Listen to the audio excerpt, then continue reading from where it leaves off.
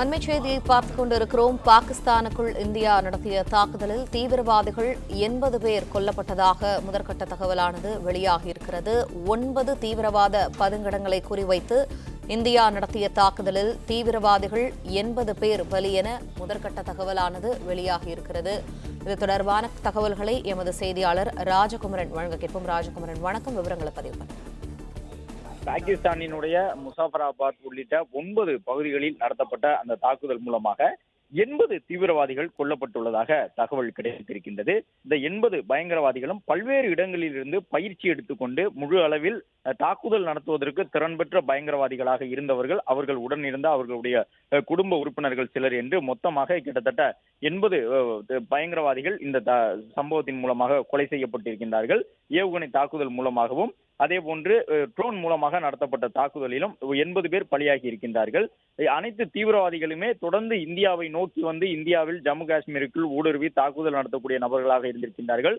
அவர்கள் வசித்த பகுதியை மட்டும் கணக்கிட்டு அவர்கள் எந்த கட்டடத்திற்கு உள்ளே இருக்கின்றார்கள், அவர்கள் எங்கே இருந்து பயிற்சி பெறுகின்றார்கள் என்ற விவரத்தை எல்லாம் உளவுத்துறை மூலமாக சேகரித்து அந்தந்த கட்டடத்தையும் பயிற்சி தளங்களையும் மட்டும் இந்திய ராணுவம் தாக்கி அழித்திருக்கின்றது.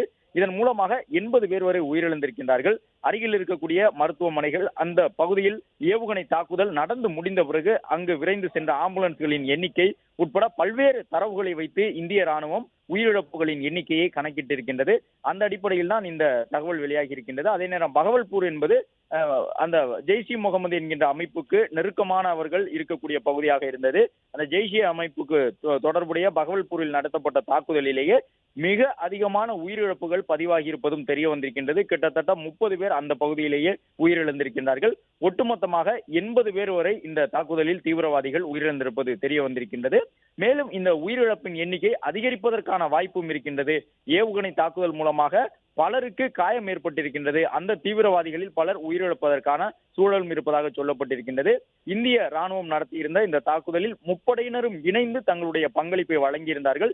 இதன் மூலமாக கிட்டத்தட்ட 13 கிலோமீட்டரிலிருந்து 200 கிலோமீட்டருக்கு உள்ளாக பல்வேறு இடங்களில் இருந்த 9 நிலைகள் மீது இந்த தாக்குதல்கள் நடத்தப்பட்டிருந்தன. முழுக்க பயங்கரவாதிகள் இருந்த பகுதிகளிலேயே இந்த தாக்குதல் நடத்தப்பட்டதன் காரணமாக பாகிஸ்தானின் பொதுமக்களுக்கு எந்த பாதிப்பும் ஏற்படவில்லை.